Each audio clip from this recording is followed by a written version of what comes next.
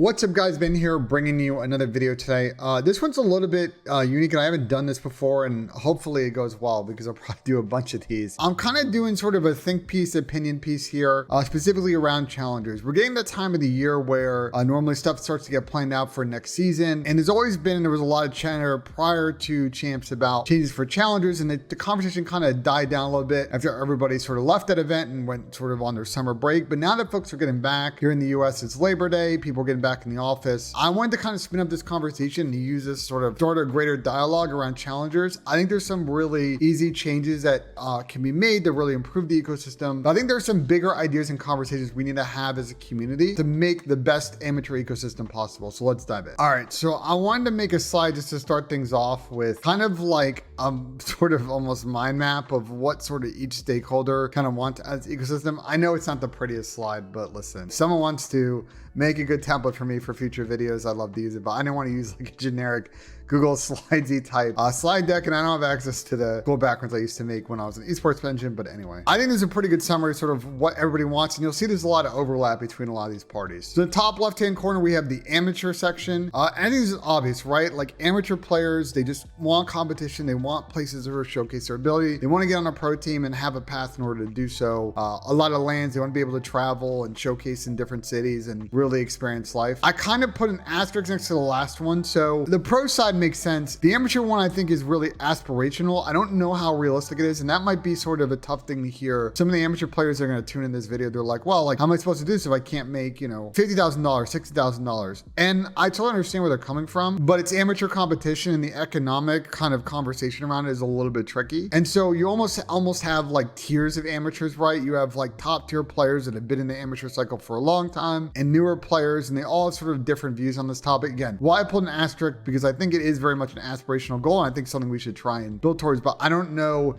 if everybody's going to be able to be an amateur competing and be able to make that a living without having to have other income sources to provide. I think the league ones kind of make sense, right? I think the first bullet is the most important, because if you think about it this way, it's almost like, just use a phrase that my former employer Adam Apicella used to use, you got to think of it as a funnel, right? If you give an opportunity for people to participate, they're going to buy event passes, they're going to attend events, they're going to love those events and come back. They're also going to spend money on the game. They're going to buy MTX, they're going to buy your DLCs, they're going to buy the next game. Creating that like constant funnel of people participating is going to make everyone money. So I think that's a key goal. Obviously the other stuff is super good for the league, right? Like you want people to attend events. The easy way to do is have amateur bracket at your event. We'll get to the marketing and branding thing on a later slide, because I have a whole section on this and how I think this could be done a little bit better. Obviously the league's got partners and sponsors. You saw AimLab used a lot in terms of challengers attachment. I'm sure other brands probably want to get involved in that scene again. The more touch points you have in the amateur scene, the more you can sell against those. I think the engagement via programming with CDL Pro matches or not live is actually a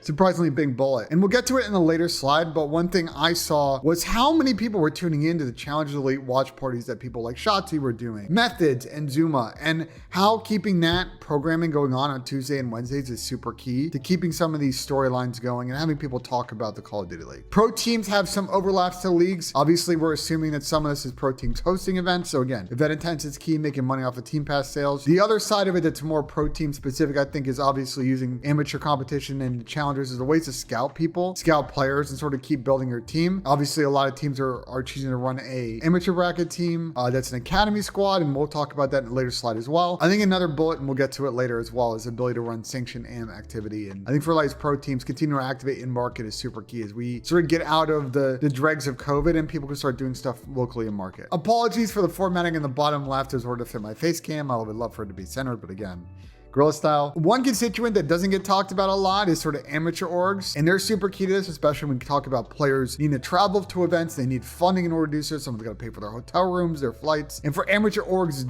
technically the financial sort of conversation is a little bit simple. For many of them, their best money in situation is to sell players to pro teams in order to fund all of those costs. That doesn't always necessarily work, and it is a risk for these AM orgs, but it's an aspirational goal. And I wanted to also provide a summary of some third parties that sort of also exist in the scene, right? right? So you have LAN arena event providers like Belong and Helix and Esports Arena, and we'll get to their important piece here later. College COD's another big one. It's been super successful the last couple of years, grows every year, is one of the most robust sort of amateur competitions that exists. It's sanctioned by Activision, but not necessarily tied to challengers, but is a constituent in this conversation. And I wanted to give a summary. You do have TOs and production agencies that either run some of these open bracket tournaments, run their broadcasts, do other kind of stuff in and around the ecosystem. I gave a summary of some of those different parties, but again, they're also sort of part of this conversation. Okay, so let's dive into some of these ideas and talk about them. This is the first tier. I call this the everyone agrees tier. I would be hard pressed to find someone that's like, no, these are bad ideas. It's more a case of let's get them done. Open bracket LAN at every league major. I think everybody's universally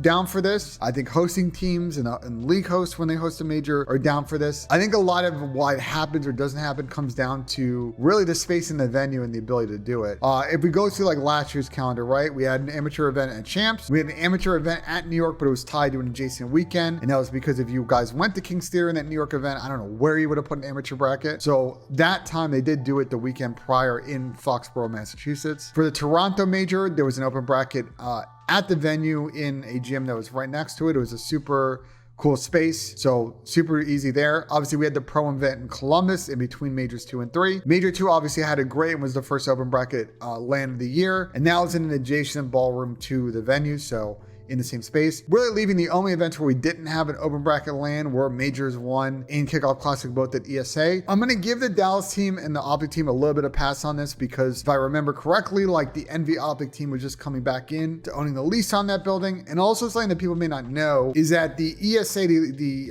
Esports Arena space is separate from the convention center that's across the hall. So you could theoretically fit an open bracket in the footprint of ESA. You would obviously lose probably a decent amount of seats, but it could be doable. Probably the best solution might be to use convention center space across the hall, but that requires, having to book it. And anyone that attended Kickoff Classic in Major 1 can probably attest that there was a lot of stuff going on at the convention center. So availability is obviously a question mark there. Either way though, for future events, I think this needs to happen. I'm sure all the teams are down to do it. So let's see when we get the calendar announced here, how many LANs we get. I would be surprised if there isn't a LAN attached to every league major. This is another good one. Obviously, we want to see some Pro-Am competitions on the calendar. Pro-Am at Belong Columbus was pretty good last year. Let's plus it up this year. As we've seen from the leaked schedule that was posted on Deserto a few weeks back, it looks like Major 1 is going to be a Pro-Am competition. Personally, I think that's the best place to do it. It's early in the season. Players can go in and absolutely fry and then instantly get on a pro team. It's really good for all parties. The only people that potentially get screwed are players that are on the cut line, but that's really just part of competition. I would love to see another Pro-Am competition as well mid-season, but I can understand for budget reasons or logistical reasons and on the calendar front why that might be tricky to do. Maybe you do it after Champs or something, but I think 2 is probably a really good sweet spot. I think the conversation that we all need to have though is the Pro-Am format that was run at that Belong event was a group stage into a single limb bracket. It's not very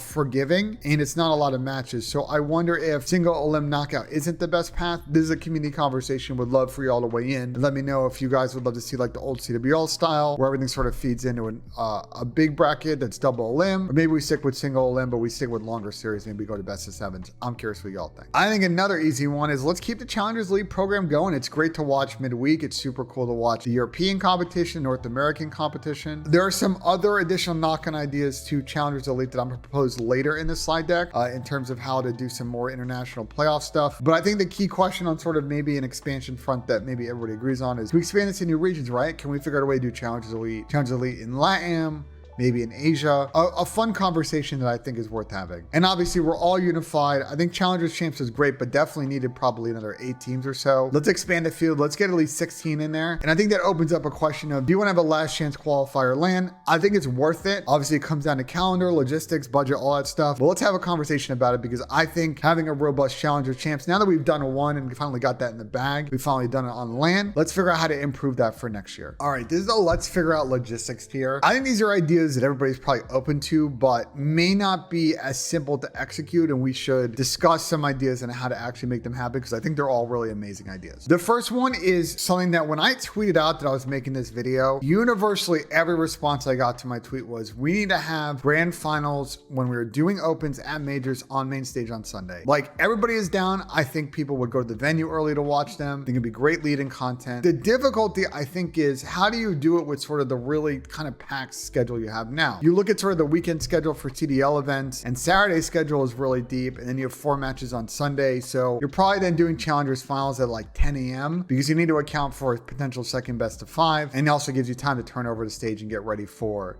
the pro competition. I think the league should definitely figure this out. I think one way to probably do it is probably to kind of shift the schedule back and figure out a way to have losers semis on the CDL Pro side, which is a match for top 3 on Saturday, so that you have one less pro match on Sunday you need to worry about. There are a lot of ways you can do this. I think this is going to come down to really packing more matches on Thursday, Friday, and Saturday. And I know that gets into like overtime considerations for crew and budget, but there are some ideas I have later in the slide that we could talk about that might free up some money so that you can accommodate the cost of doing so. But I think the upside is super key here, and would love for the league to really explore that with some of the teams that are hosting events. Challenge Elite Finals on land. So as I talked earlier, Challenge Elite program is great. I think the biggest plus up you can do is figure out a way to take the playoffs in each stage and do those on land instead of doing them online. And you could even take it a step further and say, instead of them being regional competitions in Europe and North America, let's get those top NA teams and those top EU teams and play against each other in those finals. I don't think this has to happen in like a CDL Pro venue or at a major. I think being in the same market, if it's going to be that same week, would be ideal. There's a great area where a LAN arena provider like Helix or Belong or Esports Arena can go ahead and run this from their arena. Obviously, there'll be a broadcast attached, and you award a winner. You play the competition. It's a great marketing exercise. I'm sure you can figure out maybe some cost split with those providers. It's a really good idea, and I would really strongly recommend the league looks into this. It would provide, again, more LAN touch points for the players, more high-level competition, and I think cement Challengers Elite is a really good program outside of sort of the normal open bracket free-for-all ecosystem, and being a really good feeder competition for the Elite Challengers teams. The last bullet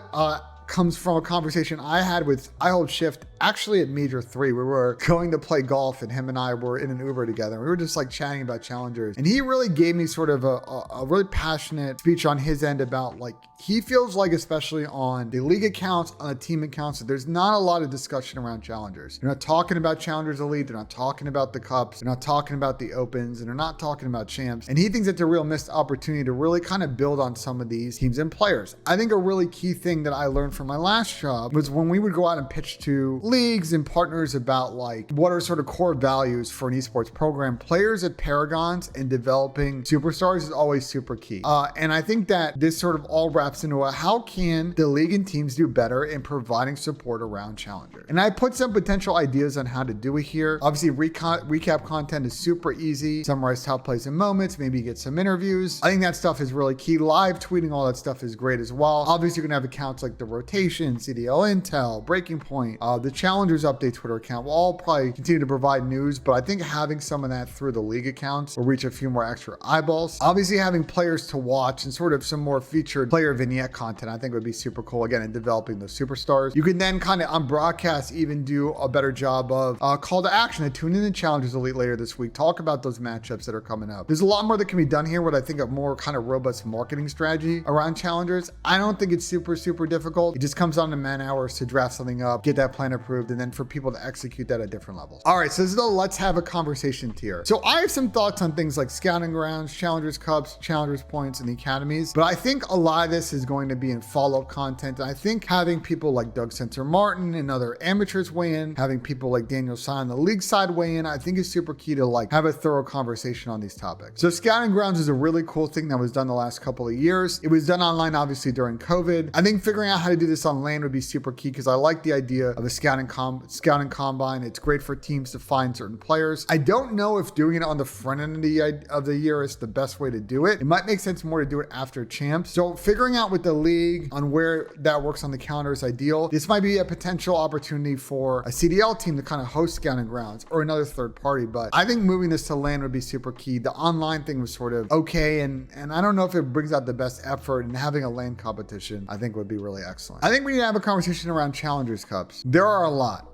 And I don't know if that number really makes sense. And oftentimes we see every year like Challengers Cups get rescheduled because of the Super Bowl, because of July 4th and holidays and stuff like that. So maybe there are too many. Maybe the format could be better. I see constant complaints about, Challengers Cups and just not really having the level of competition that people are looking for. So I think we need to have a conversation on, is there a better way to kind of execute these more regular sort of open bracket style competitions that happen on land? And that ties into the next thing, sort of the allocation of Challengers points. Like every year, this is is always a question. Last year, as we led up to Challengers Champs, there were teams jostling and breaking up because people were trying to form teams with enough points to jockey others to get into an automatic qualifier spot and then have to go through an LCQ. I think talking about distribution is going to be really key. Maybe we should have a conversation around points decay and whether if you get points in the beginning of the season, should they weigh as much as points at the end of the season? Again, I think these are conversations to be had, and I'll tie into sort of at the end of this about maybe how we have that conversation. So let's talk about CDL academies. I think actually a majority of CDL teams at some point now in the last couple of years have done an academy team. Some have come, some have gone, some have sort of stuck around year to year. I think figuring out how to incentivize more teams to spin them up is really key. Again, for a lot of teams that aren't like your Atlanta FaZe or your Optic Texases that are always going to be able to recruit top free agents and not really be in a position where they need to develop young talent, it's super key for some of those other teams to have that pipeline so you can quickly get people on your roster and you have them in your system. So figuring out from the league side, how do you provide incentive for that spin up, I think is super key. And finally, this is my Bluesky tier. These are kind of like, I wouldn't say they're crazy ideas, but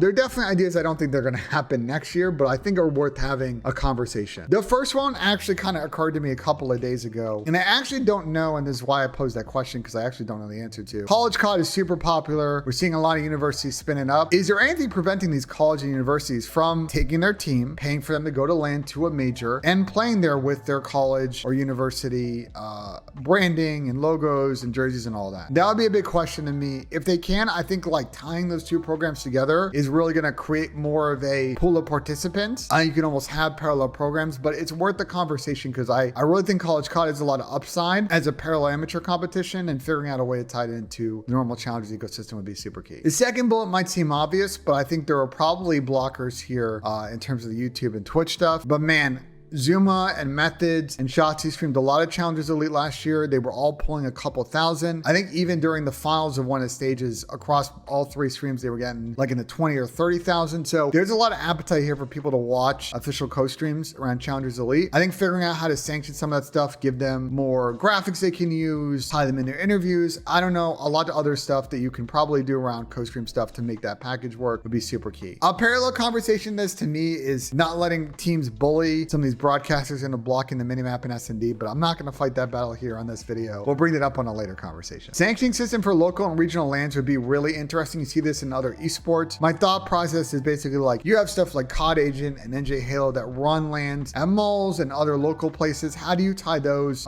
to the official Challengers point ecosystem and make them more official events? Again, I can understand there are legal considerations around this. Obviously, you wouldn't be able to use like league equipment, for example, so it gets a little bit complicated, but I think it's worth the conversation again and exploration, and maybe possibly doing it because you're kind of funneling again more people into the system. They're going to go to other major events and spend money. It's another path to entry for folks. I think the last bullet here is actually probably may actually be the most important bullet, and one that I would really love to see the league do this year. I've talked to a lot of amateurs as well, and they would love to see this as well. And let's get a committee together to really kind of recommend tweaks to the ecosystem. And this committee would have comprised of tournament organizers, probably members of the league staff, some really respected and well kind of thought amateur players in the scene. And this is all tie into all of the other questions from the slide before. I think they'd be able to really explore those, make official recommendations. And then from there, you know, the owners and the league and Activision could really dive in and say, oh, let's do these things. Or, hey, actually, we need to kind of modify this further. Or, hey, actually, for X, Y, and Z reasons, we can't do that this year. In the way that the CDL pros have a communication path with folks like Spencer Peterson, aka Spin Spence, one doesn't really exist in the amateur scene. And so I think getting that pipeline, that communication path going is super key. So look, here are my final thoughts. I actually think the Challengers in general is actually in a decent spot. I think there